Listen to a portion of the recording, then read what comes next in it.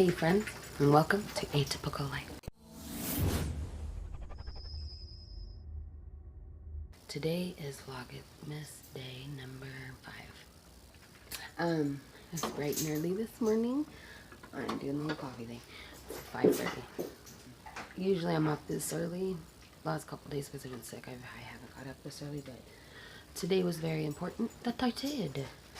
Last Friday, Shriners called and said that they had one available appointment to do the Botox today. I was like, yes please, because Michaela, they did before Riker last time too, and anyways, it's wore off like a long time ago, and they like to do the siblings together is their thing, like to try to make sure they do all the appointments together, which I really appreciate it. But when it comes to this, because she's already off, I hate to make her wait. And since this was an opportunity, we're doing something a little different this time. We're having her have the injections on the inside of her thighs as well, and that helped Riker way more than I could ever imagine last time. The dog is playing with the ferret. This ferret doesn't even weigh a pound, and this dog weighs like 60. Anyways, so got the opportunity to do the Botox today, and I kind of said right away, like, no more waiting. So Riker, unfortunately, God has this plan for her. Like, he wanted her to have it too, because first I've been trying really hard to keep me and the kids healthy, because they can't have Botox if they've been sick within 4 weeks prior to the date, because of their lungs, like being filled with mucus and stuff and going under anesthesia. They try really hard to avoid that, because you can aspirate stuff or have a lot of problems while you're under anesthesia. And Nikayla doesn't need full anesthesia when she has her Botox. She just gets the laughing gas or the knockout gas, whatever. She's been able to do that, so she doesn't get fully put under, which has been really good, because then she's ready to go. Usually it takes an hour and a half to get kids that have been under anesthesia ready and out after surgery. This is considered a surgery because they have to use the OR and they have to use anesthesia. So she's just going to get the laughing gas, probably, most likely. Last time they gave Riker the medicine that makes you loopy, and then they give you the gas. But, and he did great, but I don't know why they did that. That was his first time though too. Nikayla, we already know. We've done it so many times. And we always for Nikayla, we get the same, I'm going to say this wrong, anesthetist, whatever. The person that gives the medication. And he knows, so he's written in his notes. For Riker, we got a different one, which was a nice guy. He was a great guy. Very loving. I mean, pretty much everybody that works at Shriners is a kid person. And so, he just want to make sure that Riker is comfortable 100% of the time. So that was fine with me.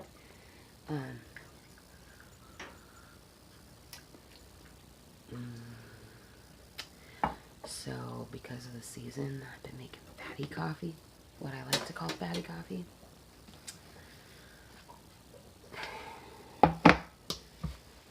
Mixed with that, okay?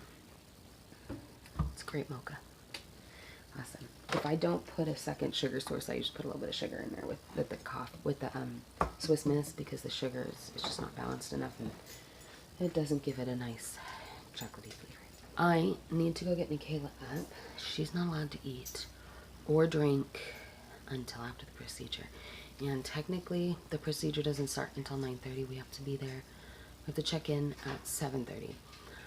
Shriners from my house takes 25-30 minutes at the most, usually, unless it is rush hour traffic time.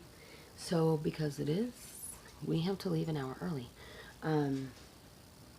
So I'm going to sip on my coffee for a few minutes before she wakes up, because if I can hide that I am consuming something, I'm going to, because she has to stop all liquids, all everything at 6:30, which is in 30 minutes. And so I'm gonna go enjoy some of this. I'm gonna take you along with me. Still trying to figure out how much I can videotape, because, you know, privacy and stuff. I think it's, as long as it's on the street, a public place, it's fine.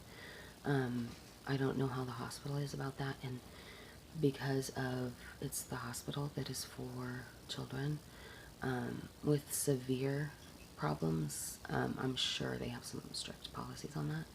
So I won't get any video of the doctors and stuff like that, but I will get videos of us in the bed playing, because they always have toys or tablets or everything. So she will most definitely be playing with something, and yeah, we'll see our doctor, our favorite doctor at Shriners, and go from there. Let's get going. Alright, so we made it to Shriners, probably about 20 minutes early, which is fine because it'll take a minute to get the wheelchair out of the car. Usually I give myself 15 minutes to get into wherever we're going, but that is when I have all 3 kids. I only have one, it's just the 2 of us. We are gonna get out and go get checked in. We are in the parking garage, as you can tell, at Shriners Hospital. I expect that we will be out of here at 10:30, 11 o'clock. Probably close to the 10:30, but I don't know. Michaela is number 2 in line, so her appointment technically is at 9:30. They don't always go off of that. And because she's number 2 in line, and it really only takes 30 minutes for them to do it, usually, yeah, we go up there, and I'm like, oh, I'll go get some breakfast. And by the time I run back up, they're done and waiting for me. So I will be doing that. And then she's usually awake because they don't fully put her under. She's ready to go. She's climbing out the bed by that time. We're gonna go in there, get all signed up. Like I said, I will videotape as much as I can of us maybe playing in the waiting room and then playing in the bed.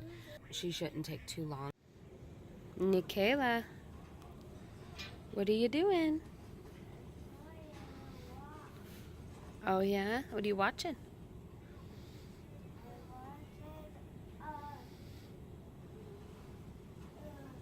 Sing? Yeah.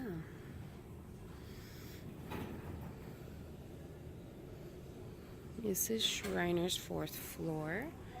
This side is for waiting for the procedures to be done. And over there is when we're waiting for them to be done completely. This is for waiting to be put in there. It's early in the morning, so nobody is here yet.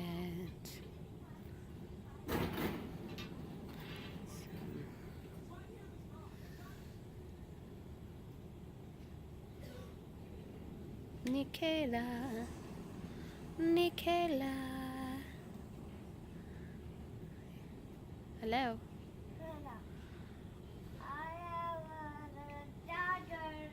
Come here. Come here. Tell me, where are we at? What are we doing at Shriners today? Look at me. What are we doing? Shriners. Who are you gonna go see?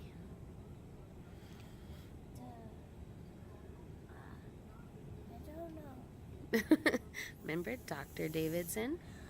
Dr. Davidson. The lady over here behind me, she is kind of a volunteer that just helps make the parents comfortable and is there for them for parent support. And she came over first, and she takes down your cell phone number when you leave, because I'm gonna go downstairs and get some breakfast.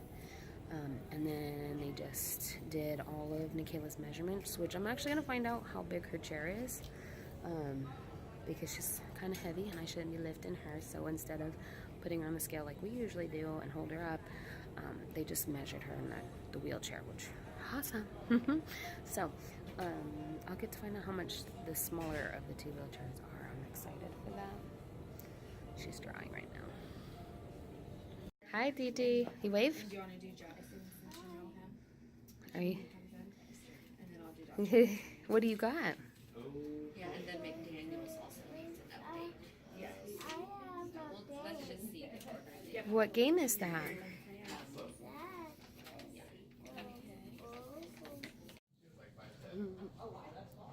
You see, we're all checked in. And Tia's got her bracelets. You got your bracelets? Other side. All the bracelets. Very nice, huh? Yeah. And now she's playing on a tablet. Yeah. Yeah. And bongo. So, you reading a book? All locally grown Yeah. So, that was fun. Now we're just waiting to meet with the doctor and the anesthesiologist.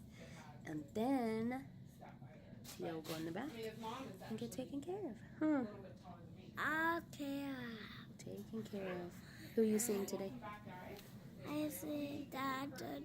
David. And what is he doing? Doing Botox. Botox. Alright. I'm gonna go get some breakfast. And probably get some chocolate milk because she has chocolate milk in the morning. And she couldn't have it. It was weird though. This morning, like when they took her back, usually she just rides the bed and it's fine, but she freaked out. So I'm like, I don't know. But told her she's just gonna go play Dr. Davidson, which is her doctor, and she loves him. So it makes it easier for us that she has that connection with him. Because then she'll go back and talk to him. Okay, let me go find food. Alright, so I found breakfast. I got Nikayla her chocolate milk, and now I gotta down this really fast because they're gonna be done very soon. Okay, as you can tell, I am home. We are back from Shriners. So we didn't have it go smoothly as it can be. Nikayla, so as I've mentioned many times before, Nikayla has autism and she has hypersensitivity, and sometimes things bother her and we just don't know what they are, why they are, or how to distract her from them. We do our best every day. We learn something new, something to try another time. We're getting to be pros at it. It's only been about a year since she's been diagnosed, but sometimes I still feel like we're floundering. So today, she's in the bed. What I think happened is that they didn't warn her that they were moving the bed, and then the bed was moving. I think that's what happened, and it's the move. I know the movement of the bed is what scared her. I don't, however, know if it's because they didn't warn her. She's had this done 4 times now. On top of having this done 4 times, she's had 2 MRIs. So she's had be in the triage room, go through this whole process, wheeled to the OR, and do that whole process. She's done this many times before. Normally with Botox, she goes, wheels back, and she's fine. She plays on her tablet. She gets excited to see her doctor again, even though she just saw him. And then they give her a mask where it knocks her out, and they do the procedure. It takes 30 minutes from start to finish, and I'm back there in under 30 minutes to be with her while she wakes up. Not this time. So this time, I'm pretty sure it's because they didn't warn her. They were really busy in there, which is why you saw some clips from there. But then when there was more beds, because in that room there was 4 beds and a bathroom, and there was only 1 bed that wasn't full, but the other beds had the child, which actually ended up being 2 teenage boys, and their parents. So it was a full house. Plus you had at least 3 different nurses and 2 to 3 doctors in there at any one time. So it got really cramped really fast, is what I'm trying to get at. Pretty sure that it was because they didn't warn her before they moved the bed. I didn't have time to go, hey, you're gonna go play with your doctor, it's gonna be great, okay, I'll see you later. No, they started moving the bed, and she screamed, and then she's reaching for me, and she's trying to get to me. I walked her to as far as I can go, and then it took over an hour from that time on. Ran downstairs, got my food, I ate it, because usually as soon as I make it back up there, like I have to eat really fast, and as soon as I make it up there, she is done. And I got up there, and then I waited When I went back, they called and asked if I wanted to be with her as she woke up because they had to fully sedate her. When she goes down upset, she wakes up upset. That's just, some people that deal with that regularly would be like, that's not normal. Usually they wake up just fine. Or sometimes they'd be like, it doesn't matter. You know, that some people are like, yeah, that makes sense. You know, they wake up sad, blah, blah, blah. Kayla, if she is upset and then gets put under a general anesthesia, she wakes up upset. And it's hard to calm her down usually. The first time we had to do it, I didn't know. I knew she had an MRI. I didn't know what to expect. She was 2 years old. The doctor basically told me they'd give her a shot, knock her out, and that would be it. So I brought her in. I was pregnant with Riker, so I was already emotional. And I brought her back to the room. They allowed me to carry her to the MRI room. I laid her down on the MRI bed, and then they put in an IV, and she screamed, and she cried, and I had to hold her down. And then they gave her the general anesthesia, which she went from screaming to nothing, just completely done and laid out. So I left her like that. I was very nervous about that, but I was told to be fine. And then when she finally came out of that process, at the time, she was 2, she was speaking just a very small handful of words. She just wasn't speaking much at all. By the time I got back there, they told me they would wait to wake her up for me to be there, and they didn't. And she was in a nurse's arms, who she doesn't know, and she was pushing at her and telling as much as she can. When you're sedated like that and you're coming out, for her, the most she could do was move her head just a little bit. So she was, and then she's yelling at the nurse, go away, go away, go away. I was like, wow, that's, she never says that many words. Like, okay. I didn't know she knew that many words, you know, like together, to put together. And then she was telling her, go, you know, go away, go away. And then I came in, and she didn't want anybody else. She just wanted to sit in my lap and growl and not be happy. And then as soon as she could move more, she flopped around the entire time. From the time I got her to, she just flopped all over the place, and I was just trying to keep her calm and quiet. And then she got up when she was finally able to walk, and she looked at the nurse and she said, I go home. I go home. And I was like, that's 3 words. Like, she never puts more than one word together. That's 3 words. And anyway, so she was so angry, and I never at that point seen her that angry. So that was similar to today.